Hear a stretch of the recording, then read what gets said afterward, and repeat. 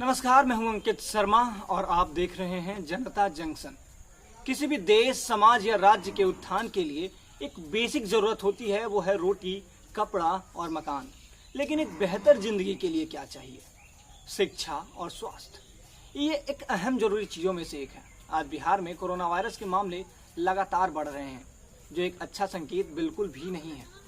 जैसा कि हमने आपको पहले बताया था कि बिहार की स्वास्थ्य व्यवस्था इतनी खराब है कि अगर यहाँ पे कम्युनिटी स्प्रेडिंग जैसी चीज़ें होती हैं तो ये बिहार के लिए बेहद ही भयावह होगा। यहाँ के डॉक्टर पीपीई किट ना होने के कारण HIV किट से काम चला रहे हैं। सैनिटाइजर और ग्लव्स की कहानी क्या ही बताऊं।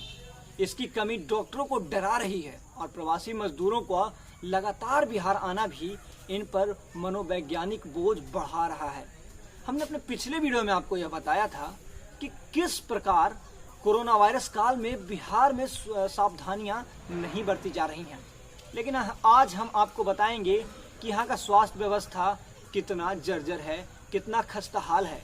इसलिए आपको बता दें कि 2019 और 20 के नेशनल हेल्थ मिशन के तहत बिहार सरकार ने केंद्र से मदद मांगी थी, जिसके बाद केंद्र सरकार ने 3300 करोड़ रुपए सरकार के नाम पर आवंटित किया। लेकिन बिहार का दुर्भाग्य देख लीजिए, बिहार ने कुल आवंटित राशि का महज 50% ही पैसा इस्तेमाल कर पाया। इसके अलावा 300 करोड़ रुपए और केंद्र सरकार के द्वारा और दिए गए आयुष्मान भारत योजना के तहत। और ये सरकार की दुर्बलता ही देखिए कि NMH के तहत मिलने वाले 3300 करोड़ रुपए का सही इस्तेमाल न हो पाना बिहार के लिए एक चिंता का विषय है। आपके सामने मैं एक आंकड़ा पेश करने जा रहा हूं, जिससे यह साफ हो जाएगा कि हमारे स्वास्थ्य व्यवस्था को पटरी पर लाने की कितनी सख्त जरूरत है। साल 2019 और 20 में स्टेट हेल्थ सोसाइटी की एक रिपोर्ट की माने, इसके अनुसार 17,411 स्वास्थ्य कर्मियों के भर्ती का रास्ता साफ किया गया था, लेकिन अभी भी 8,594 स्थान रिक्त हैं, मतलब 50%। स्पेशल डॉक्टर के 701 पदों की मंजूरी हुई थी, जिसमें 311 पद अभी भी खाली हैं। जनरल डॉक्टरों के 695 पदों में से 349 पद खाली हैं। राष्ट्रीय शहरी स्वास्थ्य मिशन के फुल टाइम कर्मचारी के 100 सीटों में 82 सीटें खाली हैं। वहीं पार्ट टाइम के राष्ट्रीय शहरी स्वास्थ्य मिशन के कर्मचारियों की बात करें तो 102 सीटों में से 72 सीटें खाली हैं।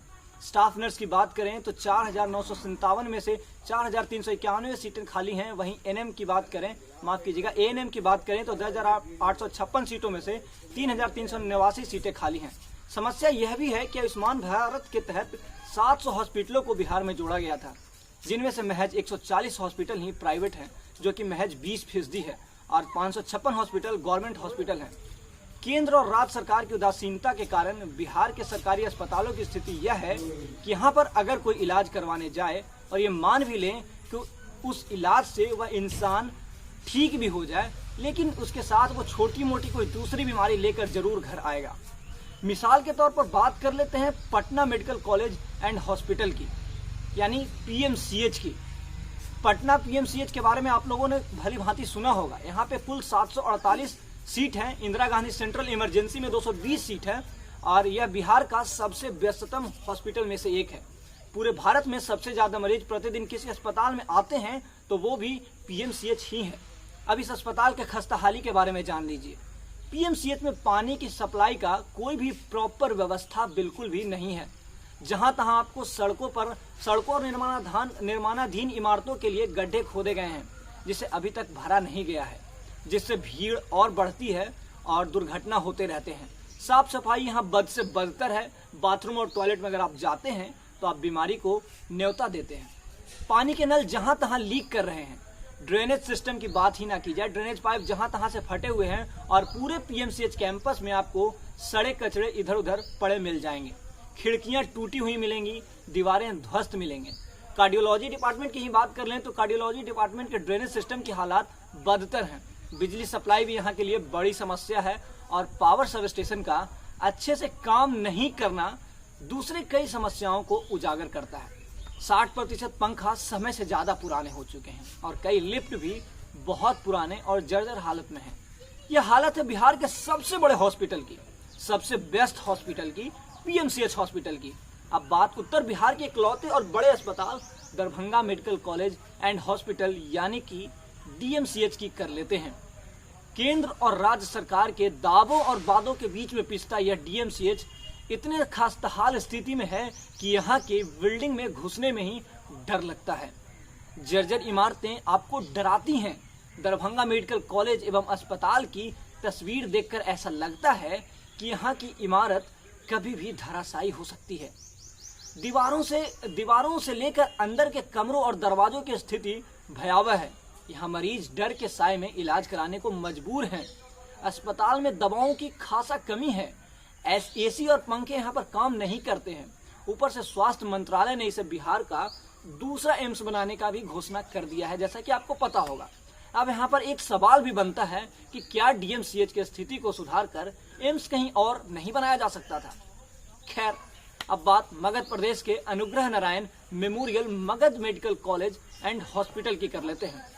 यह गया में है और यहाँ आपको इसके कैंपस में सुअर आसानी से घूमते हुए दिख जाएंगे। जानकारी के लिए आपको बता दें कि सुअर कई प्रकार के वायरस का कैरियर के रूप में भी काम करता है, जिसमें जापानी इंसेफेलाइटिस एक है और गया और मुजफ्फरपुर दो ऐसे जिले हैं जो इस जानलेवा वायरस का कुछ ज्यादा ही दखल है इन दोनों राज्यों में। फिर भी यह सुअर आपको एनएमसीएच में आसानी से देखने को मिल सकते हैं। आपको नहीं लगता कि यह जानकारी काफी विरोधाभासी है? खैर, लेकिन यह सच्चाई है और सच्चाई आपको बतानी है। यहाँ पे ड्रेनेज सिस्टम अपने बदतर अवस्था में है।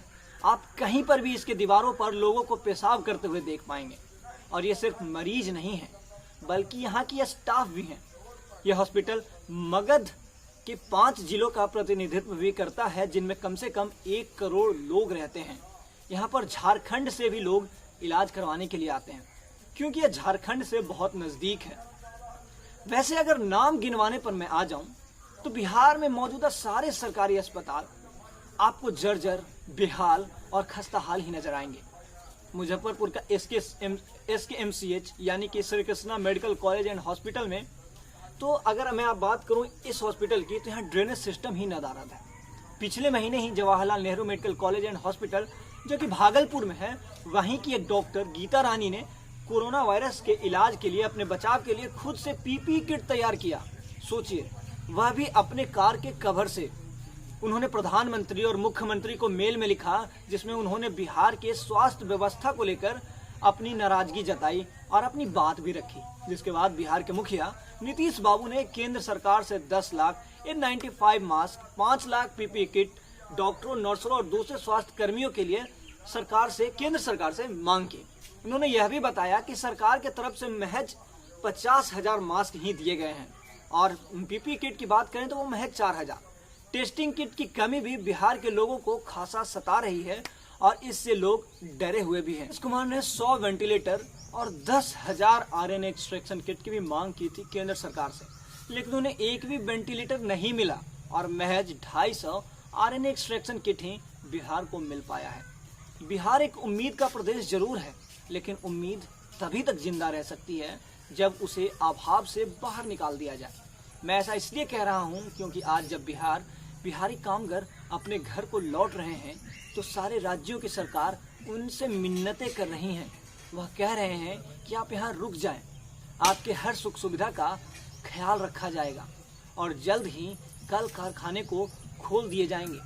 उन्हें यह डर है कि कहीं ये कामगार अपने घर को न लौट जाएं और उनके शहर, उनके राज्य का आर्थिक स्थिति खराब हो जाए। आज सरकार को यह सोचना चाहिए कि आप अपने लोगों के लिए क्या कर सकते हैं। जब वह दूसरे राज्यों में, दूसरे शहरों में जाके उनके इकोनॉमी को बूस्ट कर सकते हैं, तो अगर उन्हें बिहार में मौका मिले तो वो क्या कुछ नहीं कर सकते हैं। धन्यवाद।